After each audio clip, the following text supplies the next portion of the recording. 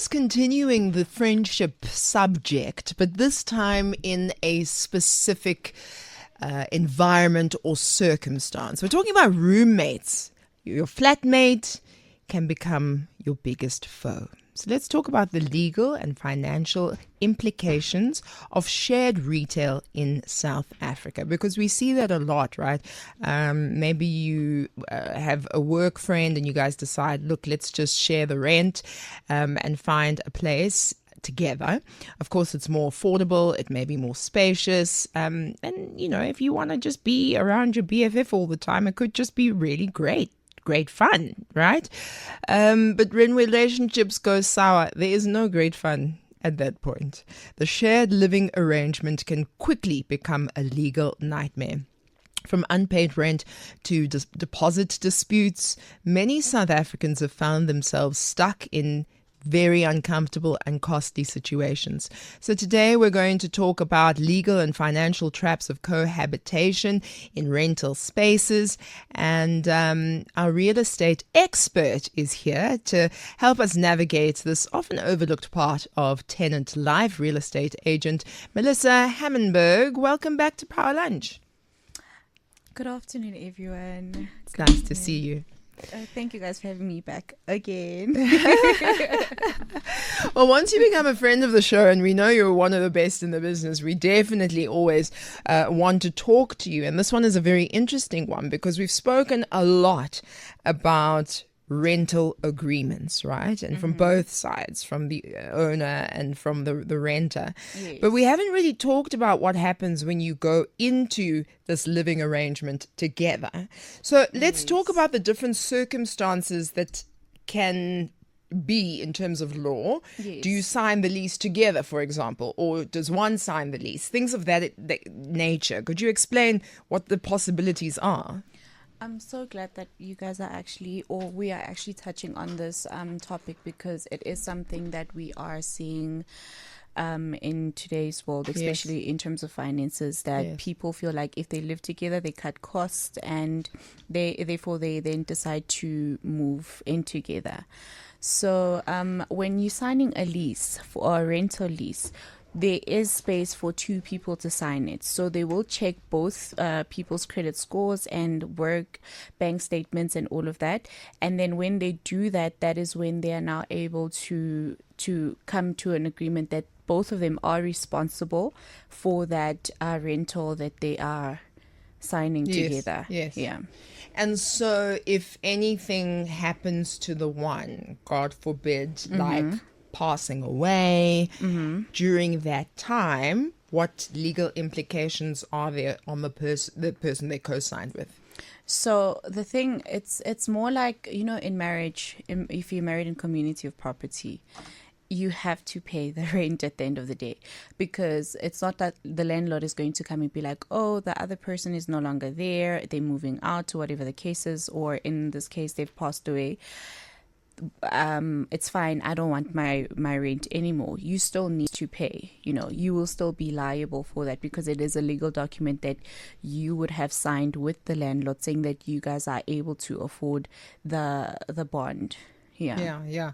I took it to the full out extent of somebody passing away, but then I do understand, regardless, any of the things that could happen that are not as extreme, you still are liable for the contract. You are, yeah. Someone loses a job, if you break up, if you're no longer friends, you still are liable. So in the main, would you say it's risky for a co-signed lease agreement? Honestly speaking, it is the safest option if you are looking at moving in with someone. Okay. Meaning that it also holds the other party accountable for paying the bills or paying the rent. Because in most cases, if you decide to move into a rental space and you are like, it's fine, I will sign the lease on my own, and then the other person decides that they no longer want to pay the rent, or they feel like you guys are having an argument, or whatever the case could be, they're not paying the rent. If you guys both signed the lease, it will be both of yours responsibility to actually make sure that it is paid. Therefore, if there's anything, both of you guys will be penalized for it. So if it's one person who signed, then it's only the one person who's going to be responsible for it. So I think it's rather best that both of you guys sign for it, both of the people. So it sounds like it's actually more risky to sign one man, for one person to sign the lease. It is. Yeah. It is.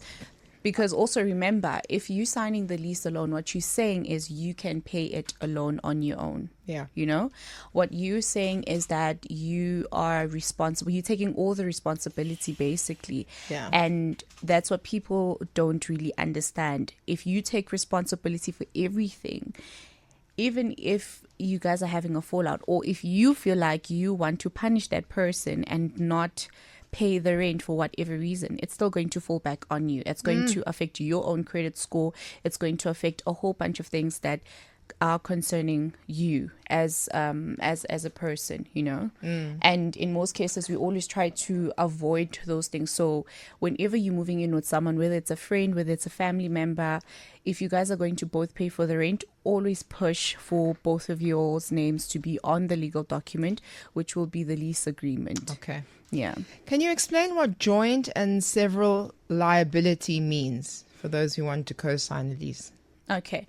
So a joint, it's pretty much like self-explanatory. Okay. So it's both of you guys signing it, meaning that if me and a partner, let's say I'm in a relationship and we decide that we want to move in together and we are not married, and or a friend or whatever the case is, and then we decide that this is what we're going to do.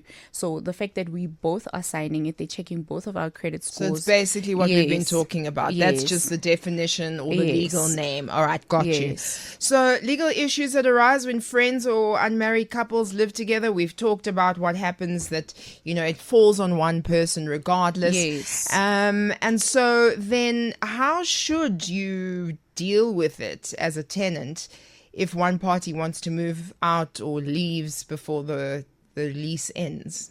So also when you're signing a lease agreement, I think I was here like 2 weeks ago, and I spoke about reading the fine print, the clauses that is on that contract. You can't just sign a contract for the sake of signing the contract because you're excited that, oh no, this place is very affordable. Beautiful. Exactly. And now all of a sudden you just want to sign the lease. It doesn't matter. You need to check these legal documents. You need to check the fees. You need to check what are the penalties should you guys want to cancel the lease agreement. So in most cases you'd find that in a lease agreement you'd find that they'd say that you need to find them a tenant if you want your deposit back. You need to check how do they split the deposit. You guys also need to agree on how you guys are going to split the deposit. Also, if there's anything that is damaged, how do they go about how do you go about paying for that amount or getting that money? So it's those things that you have to look out for if you're ending a lease. And then if, let's say now, person decides that they don't want to live with you anymore, they're moving out, it is your responsibility to either find a replacement or to pay the rent. Okay. Yeah. That's very interesting. I had no idea about that at all. Having never rented in any space, I think that this is very, very important because we're getting to a position where, you don't own a car. We take the e-hailing services. You don't really own a home. You rent. And so these are very important things to do. In that rental agreement, if you are renting together, the joint liability, there has to be a clause about that. Can you put clauses that assist you? Yeah. You can. So most companies or people or landlords that are doing rentals, they try to cover all parts of the rental. Yeah. So you can put a clause to say that if one moves out, it's your responsibility, or you can't just move out, or it depends on how you want to structure the contract, basically. Yeah. It basically depends on how you would like to structure it and how the agreement can go. So there's different things that you can put on there, and then also, just because if they put that thing there doesn't necessarily mean that you need to sign it. You also need to take it to a professional, to run through the contract and help you understand and break down everything. Yes. Because sometimes you get that as estate agents, they'll come to you and be like, oh, I'm going to explain all of the clauses. So this just means that the deposit will be paid back into your account. This just means, no, you also need to be able to go through it and understand exactly what it means, because we can skip some of the things that we feel would give you an eyebrow raise or would give you a shake a bit here and there. Yeah, I just raised my eyebrows up to the top of my hairline right now. That's very interesting. Yes. So maybe if you have a friend who's in the legal fraternity, go through it together, understand what the potential risks are as well. Okay, we're talking about when flatmates become foes, the legal and financial pitfalls of shared rentals in South Africa. Give us a call if you've been through this experience where you shared an apartment or a home with a friend or a boyfriend or a colleague, and if it ended in a way that everything fell on you because you were the only one who signed the lease, or you were able to in some way get through it in a proper and legal and fair way to split up all of the costs as well. In your experience, how often do disputes over deposits happen? Look, to be honest with you, no one wants to pay back a deposit. And also, when it comes to money, okay, so in life in general, there are the main two things that make people fight. It's either money or relationships. It's either you stole my husband, or you stole my wife, my girlfriend, whatever. So those in life in general. So in this case, it would be money that we're talking about. So these things, they happen quite a lot. So for instance, you would find an apartment rent, and then you find a company that is leasing it out to you. And now they would feel as if though they don't really want to pay back. Then all of a sudden, they'll tell you, oh no, the door is chipped at this corner, so we're going to take 1,500 rand for that, we're going to take this. And then you looking at these things, you're like, but they were there before we even moved in. So the best thing for you to do is, firstly, you need to take pictures of each and everything before you move in. Take videos, take pictures, state the date, and keep them there.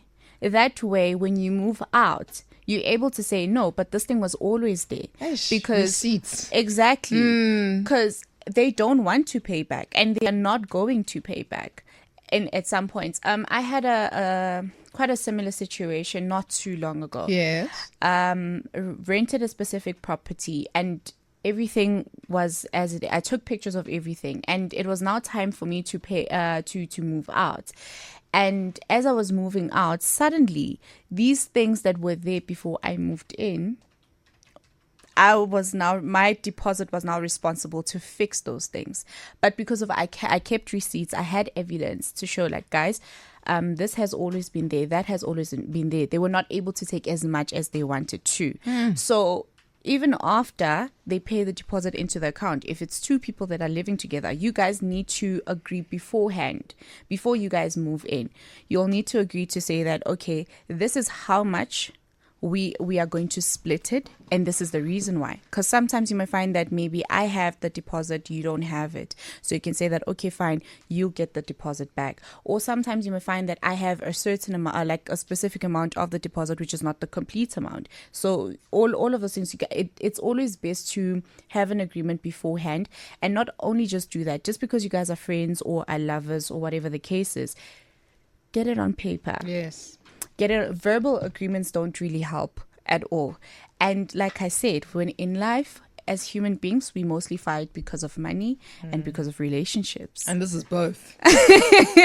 So this is extreme. Yes. Things like utilities, things like, water, electricity, and then the luxuries that we have in our homes. So maybe you have streaming services, or if you still have that box that gives you Mnet and DSTV, how do you go about splitting the costs of those once you start the process of unraveling from each other? Yes, that's a very, very good question.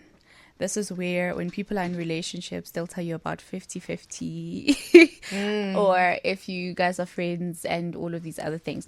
So basically, everything depends on how you guys have an understanding and what you'll agree on. So for instance, if it's people that are in a relationship, because we see that a lot in today's society, where people will just decide to move in together. I love how you say in today's society. Because it is. It's what we, it's true, the reality. It's true. Yeah. In that case, it depends. It would depend on who earns the most or who's taking care of what, or however the case is, depending on them. Then they would say that I'm going to pay for this, that, or whatever. But in terms of like students or friends, a lot of things have to be split, irregardless of if you've. My biggest thing is, if you feel as if though your friend is not earning enough and you have the amount, don't say it's fine, I'll take care of way more than what they are taking care of, because in the long run it will come back and be a bit of an issue, so always try to split everything. If it's DSTV, if it's whatsoever, or Wi-Fi or whatnot, if Wi-Fi is 500 Rand, make sure that you guys go half on that, go half on everything, so that you know that this is the specific budget for the house, this is the specific budget for everything. That way it also minimizes the fights and all of these other things, because when you're living with someone, you also need to consider their cleanliness, you need to consider your privacy, you need to consider the space and all of these other things, and it becomes a lot. So can you break the lease if someone is a dirty person who leaves their clothes everywhere and doesn't bath and the shower's full of things? Funny enough, I was talking to T, and he lives in America and stuff. He would say that, like, he had a roommate, and he was like saying that when two people are living together, so I've never lived with, so I think it would be better from someone else's experience. They would have to say that, okay, on Mondays you cleaning, okay, or this week you cleaning, or whatever the case is, and in my room, you don't enter into my room. You don't go into my room. I don't go into your room. You need to clean here. The noise. You also need to talk about the noise. Yes, that's true. Yes, you also need to talk about the rules of how many people you can bring inside. Maybe you're an introvert and the person you're living with is an extrovert. They have a lot of friends. Those are things that you really need to consider. Those are things that you really need to think about. Also, the food also becomes an issue. Yeah. What if they like to eat your leftovers? Those little things can make people get upset. Yeah. Those are the things that can make people... It's true. They make or break you. Exactly. In a lot of ways. Yeah. It's always the little things. So it's in these cases, before you move in with someone, these are discussions and conversations that you need to have with your partner or with your friend. These are conversations that you need to dig into. So that way you know that, okay, this is what I'm getting into and this is how it is. And also, people have habits, bad habits. We come from different backgrounds. And we cannot smoke in the house. Please use the balcony to smoke. But it's my rental house too. Exactly. I can do what I want to do. Exactly. It's literally one of those things. Yeah. So you have to really think about a whole bunch of stuff. I know it's exciting. I was about to say, it's not just an exciting. Yeah. This is serious. I know it gets exciting. People just get excited and they just want to move in together and move out of their parents' house and stuff. But you need to consider all of that other Okay. stuff. We've got a WhatsApp that's come through for you, Melissa, and it says, me and my boyfriend divorced with kids. Oh, so he's divorced with kids. Okay. So now they've been together for 2 years, are looking into buying a home together. Mm-hmm. Boyfriend. He has other responsibilities. Mine are few. What advice would you give? Ooh, that's a very good question. That's an extremely good question. It's okay. So this is what I have to say. If you're moving in with someone and They're buying a house, babes. yes, if you're moving in with someone, just because that's why I said if it's friends, it's different. If it's a relationship, it also is different. You know, if you are in a relationship with someone and you guys decide to then buy a house together, make sure that when you guys are buying the house, it's the both of y'all. Just to make sure that if you are not able to pay, it's not your name that's getting blacklisted, because you need to remember that if you get blacklisted, you get blacklisted for a house. If your house gets repossessed, you get blacklisted for 30 years. And yes, I didn't know that. 30 years. it's 30 years. And then you get your window, you're still able to, in that 5 years, they'll give you the 5 years, but that blacklist is going to stay there for 30 years. That's going to be tough for Yes. anything you want to So purchase. those are things that people are not aware of. Other people would dispute it, or it's information that's out there. It's open and free for everyone. Yeah. So if you're moving in and he has less, let's say a less income and you have more, don't give in too much, because it will come back and it will be a problem on your side. You know, it will be an issue on your side, because at the end of the day, if he is already used to the fact that you're taking care of a lot of the other stuff, of everything, the day that he has more money and or whatever, he can take that money and put it in his pocket, because you are taking care of most of things. And this is vice versa. It just doesn't, it's not only with the women, but it can also be with men. Yeah. You know, so that's the advice I would give. Okay. Yeah. Good luck with your relationship and everything that you are moving into. Can we keep you for a few more minutes? We have another WhatsApp. Problem. And then we'll finish our conversation with real estate agent Melissa Hammonberg here on Power Lunch, talking about when living together, you become flatmates, roommates, fat and set, whatever it is, the legal and financial advice to be given to make sure you have a smooth as possible experience of shared rentals. Right now it's 2:00. Let's find out what's happening in the latest Power News. Power Lunch with Pabi Moloi. Weekdays 12 to 3 p.m. It is Power Lunch on Power 98.7. Thank you so much for joining us. We're continuing our conversation with Melissa Hammonberg, our real estate agent, who's talking to us about when flatmates go flat, when you become enemies or you break up, or as friends, you just have completely different ways of living that you didn't know before you lived together. So we've been talking about, as a tenant, who should sign the lease. And the advice so far is make sure that you sign the lease together. If you earn more, don't say I'll pay more just because of that. Split it right down the middle, that it's 50-50. And the risks of, if you purchase a home together, for example, and then you are not able to afford it, that blacklisting is on your name. Melissa, say it for us. For how many years? You do get blacklisted for 30 years. 30 years. Babang Barona won't be here in 30 years. Let's be honest. So you've got to really be super careful about a lot of what these decisions are that you're making. So I have got some WhatsApps, and then I've got a caller. Here's Temba, who's on the line. Hello. Hi, Babi. How are you doing? Good in the south. I'm good.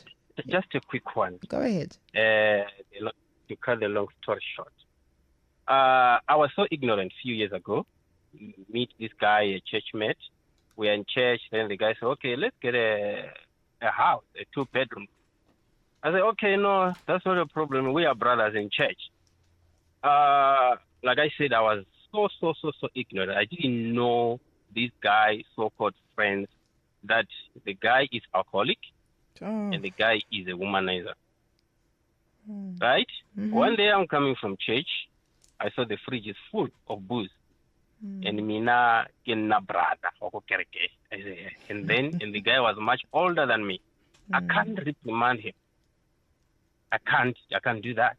So, okay, if that wasn't enough, the second day is this tall girl. The third day is the shorter one. The third day is another one. In a week, I saw a number of them. To an extent that the guy even made some advances to the landlady. I had to leave the guy in that flat. So you for left. the sake of my peace. I left for the sake of my peace. And in terms of then the tenants agreement, what happens there? What happened? We paid the deposit. We shared 50%, 50%. Now I just waited for the lease agreement because it was a 1-year lease agreement. So when that was over, I said, you know what, dude, I'm out. Yeah. And then he remained there and then keeping on extending the lease and all that. So the damages and everything, I was not part of that. I was gone. So thank you so much for this show. It's really an eye-opener. 100%. Thank you, Timber. What a story. Oh, well, that's... What? Womanizer, one more womanizer, you're a womanizer, baby. Yeah, I'd feel very uncomfortable with this day get windy, next day get sort of fellow, next day I'd feel very uncomfortable. And Ariana ke brava, wa ko kerekeng. So even if you meet each other, ko kerekeng, people are still people. So, yeah, be very careful. Here we go. Good afternoon. What a topic. A colleague some few years ago left me in a difficult situation to a point where my furniture was confiscated by the landlord due to rental. He wasn't paying and he moved out without telling me. He took all of his furniture and disappeared. And I was left with all the related problems. I lost all my furniture because of such arrangements. From Debocho. Tough stuff, eh? It is. Yeah. And I doubt there's a legal way to protect him from his roommate taking or the furniture. Yeah. If it's his items that he took, he can take his own. Yeah. If it's his items that he took, there's really nothing one can do. Sure.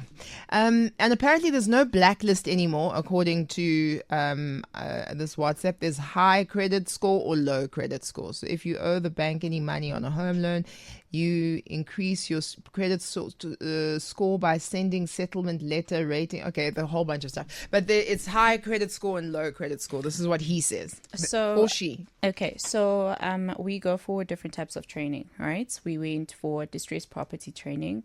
With distressed property training, where they basically teach you how to deal with distressed properties from all the different types of banks. Yeah.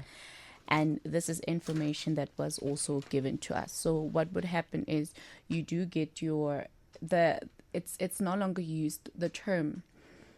I actually forgot the new term that's being used for blacklisting, but it's more or less still. Okay. Yeah. And then, so for that 30 years, you are blacklisted, but then what happens is that in 5 years you obviously won't be able to get any credit, whatever the case is, in that 5 years. And then after the 5 years, your credit score is not going to be because you will still be a red flag. Yes. So the banks are going to have you there for the rest of the I see, for the rest of the 25 years. Yes. Okay, all right. I hope that meets you in the middle, because I understand both of the topics. So I understand very much. How do we get hold of you? So, as you guys know, you guys can get me on Beyond Listings with Mal on all social media platforms. Please do follow my YouTube channel. We'll be showcasing the beautiful homes and also educating more on property and so forth. And then on my social media handles, it's Beyond Listings with Mel or Mel_H_Hammenberg, or you can call me directly or send me a WhatsApp on 0844 507738. Fantastic. It was lovely to have you here with us again. Thank you. Good stuff. Melissa Hammenberg, real estate agent, talking to us about some of the issues that co-signing or not co-signing for a shared rental are in South Africa.